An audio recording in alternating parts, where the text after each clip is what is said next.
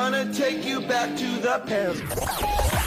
He's gonna take you back to the past to play the shitty games that suck ass. He'd rather have a buffalo take a diarrhea dump in his ear. He'd rather eat the rotten asshole of a roadkill skunk and down it with beer. He's the angriest gamer you've ever heard. He's the angry Nintendo nerd. He's the angry Atari Sega nerd. He's the angry video game nerd.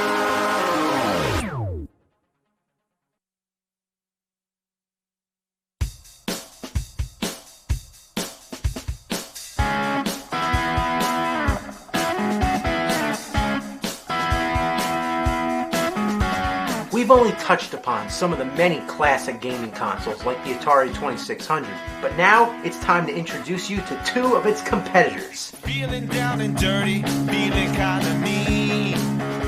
Exhibit A, the Intellivision. I've been from one to another extreme. Exhibit B, the ColecoVision. This time I had a good time, ain't got time to wait. Both tried to take down Atari and both had a similar library of games. I wanna stick around till I can't see straight. It's like today, you got all these games, you don't know which way to look. Fill my eyes with that double vision. No disguise for that double vision. Ooh, when it gets through to me, it's always new to me. My double vision's got the best of me. First, we're going to talk about the Intellivision. It was test marketed in 1979, but officially released in 1980. Notice its fine wood texture. Everything back then was made of wood. You know the Stone Age? Well, that was the Wood Age. The Intellivision came from Mattel Electronics. Now, you know what else they made? The Power Glove. Now, that's a bad sign right there, but it was a great game system for its time. Now, I'm going to whip through a bunch of random games, mostly shitty ones, but I'm going to tell you right now, I have 3 common complaints. Number 1, many of the games are very similar to other games, and often they're blatant copies. Number 2, without instructions, they're difficult to understand how to play. Number 3, the controls suck ass. And in this regard, the main problem is the controllers.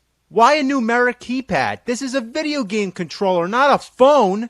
Then there's 2 little buttons on each side, which are usually the fire buttons. It's awkward to handle. And rather than a joystick or a control pad of some kind, you get this weird disc. Sometimes in the heat of the game, you can actually jam your fingernail on it. It also acts as a button, so in total, that's 17 buttons. And for games this complex, you really need that many. When you pop in a game, the first thing you do is try every button before you figure out which ones do anything. Most of them don't do jack shit, and it's different for each game. That's why many of the games come with overlays. You slide it over the keys, and now you can see what they do. It helps out, but damn, what a shitload of fuck. And the games barely fit in the cartridge slot. It's like trying to stick your dick in a Cheerio. So this is Space Battle. Sounds promising enough, but okay, what's this? None of the buttons do anything but make fart noises. And the overlay has a bunch of Triforces. Is this where they came from? All you gotta do is wait for the squadrons to meet the aliens, and then it brings up the battle screen where you shoot blueberry pancakes. This should be the whole game. Why does this part even exist? Next, I don't know, let's try Mission X. More like Mission Ass. It's a 2D shooter, but it's real hard to shoot things. I mean, you have to be at the exact altitude. 2 rises up and 8 goes down, and the fire buttons are on the side. I mean, that's great, right? Why not spread the buttons out as much as possible? Alright, what's next? How about Utopia? It's kind of a precursor to SimCity. You're basically the god of an island. You build stuff and storms come by and, wow. All I can say is that back in 1981, people had a lot more imagination. Okay, how about He-Man? Oh man, I thought it was gonna be He-Man. So you're flying around in the Wind Raider, shooting at stuff. I think on the ground, that's Skeletor. You drop bombs on him and that's it. Wait, did I just call that white square a bomb? See, that's using your imagination. Vectron. In the 80s, everything was Tron. Megatron, Voltron, Tron the movie. You get the idea. This is a weird game. The first challenge is to figure out which of these indescribable objects you're controlling. So, guess what? I think you're this green V. You can shoot at stuff, but you can't move. And that's just fantastic, because there's a big gleaming box immediately blocking your path. I'm not gonna lie, I don't get it. Now, speaking of Tron, here we have Tron Deadly Discs. You just run around throwing shit at people. Seems like it would be a fun little game, but what ruins it for me is how ass the controls are. Rather than having one simple fire button and aiming with the joypad or disc or whatever, the keypad determines which direction you shoot.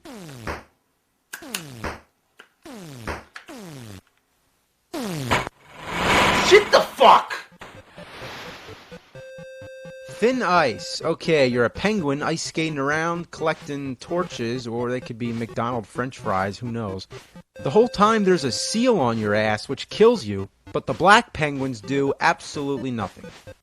Advanced Dungeons and Dragons. Well, advanced is right. For the time, it's a pretty complicated game. You start out moving some dots around on the map screen. Then you go into caves, you fight monsters, and find items. What are those, jacks? Can I pick them up? I guess not. The limited visibility is pretty annoying, and without the overlay or any instructions, I gotta admit, I don't know what the hell I'm doing. But this is one of the granddaddies of adventure games. Alright, what do we got here? Space Spartans? Man, what the hell does that mean? A Spartan in space? Was Marvin the Martian a space Spartan?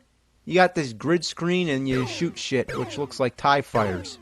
Microsurgeon. The picture reminds me of Slim Goodbody, and I can't believe I'm making that kind of reference. But anyway, you control a barely visible dot on the screen moving around the human body.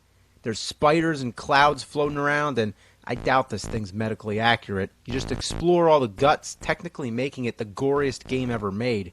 But it only goes so far. Guess the piss and shit zone just didn't do it. Frog Bog. You're a frog, and the goal is to eat as many flies as you can. It's the same thing as Frogs and Flies on the Atari 2600, but the graphics are way better. On Atari, the flies are just flickering dots. However, it's more fun to play because of its fluid control. It's a fine example of better graphics don't make a better game. Buzz Bombers. Now, this is funny. You kill a bunch of bees with bug spray, but no, you don't use a can of bug spray. You are the can of bug spray. There's also a hummingbird you can shoot at, but it doesn't seem to do anything. You know when bees sting you, their asses break off and they die. Space Hawk. Man, everything begins with space. So you're just a guy floating around space shooting green slime. Uh-oh, the bubbles are coming. Gotta find the... Mother of a fuck! It'd be so much easier to move if you could just use the disc. Instead, it's the damn keypad. Uh-oh, here comes the Space Hawk. Gotta move, gotta move. Damn! I wiped my ass on this game. Boxing. Okay. Yeah, boxing. This sucks. Snafu. You have to keep the line going as long as possible without touching the other lines or hitting your own. It's the bare basics of graphics, but surprisingly, it's a pretty fun game. Okay, now we gotta move on, but let me introduce the IntelliVoice voice synthesis module. What the fuck is that? Well, it makes your games talk. Yeah, now at the time, the idea of having voices in video games was a new thing. But unfortunately, only a few games were compatible, like B-17 Bomber. Mattel Electronics presents B-17 Bomber. B-17 Bomber. B-17 Bomber. Alright, fuck the game. Let's try Bomb Squad. Mattel Electronics presents Bomb Squad. They'll never do it in time. The code, figure out the code. What? Guess I gotta defuse the bomb. It won't be easy. Replace this third, this fourth, this second, this first. Oh shit! Oh shit!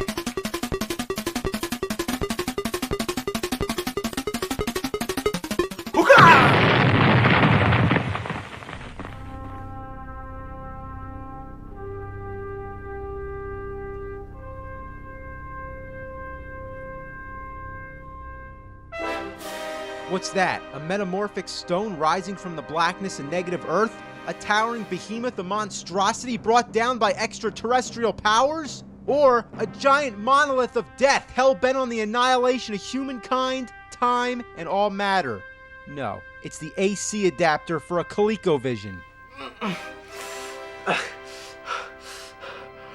What the fuck were they thinking?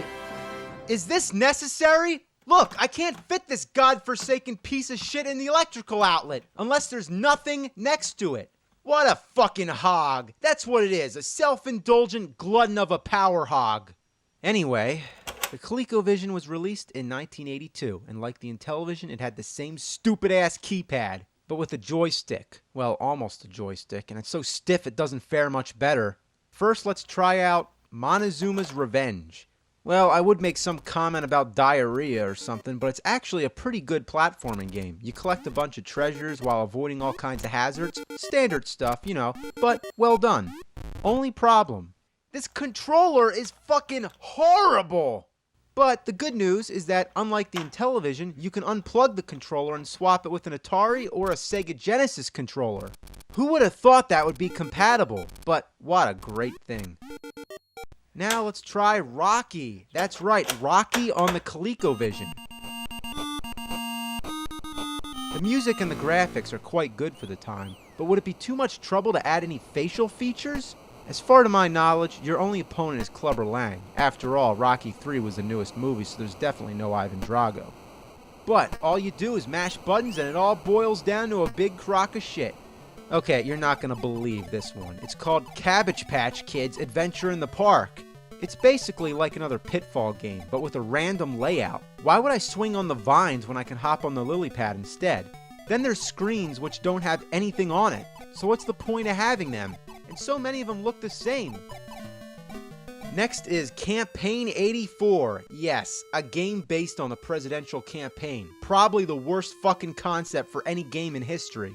First, you pick what you want to accomplish. You know, like what kind of serious issues there are in the country, like ban all shoelaces. And that's my favorite, because shoelaces are bullshit.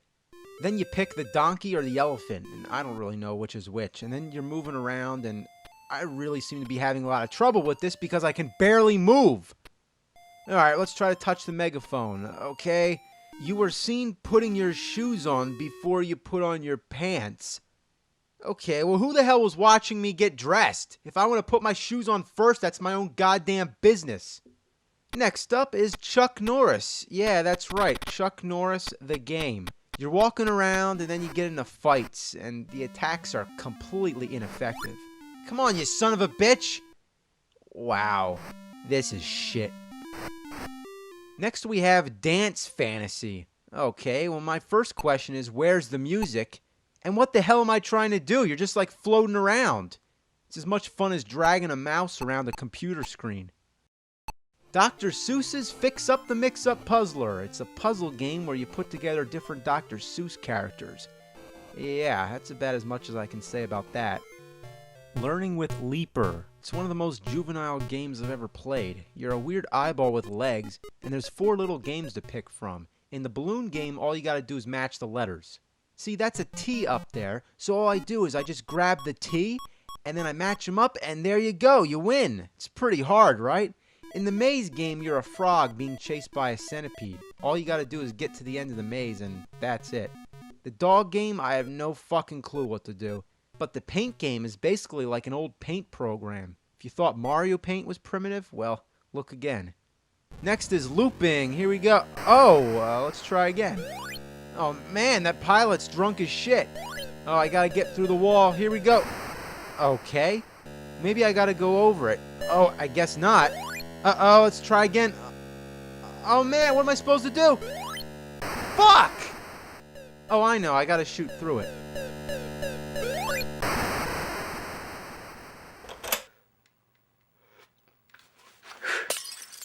Robin Hood. I guess you're Robin Hood and you're just shooting the fuck out of people with your arrows. Man, all this violence going on, but the sun is just smiling away.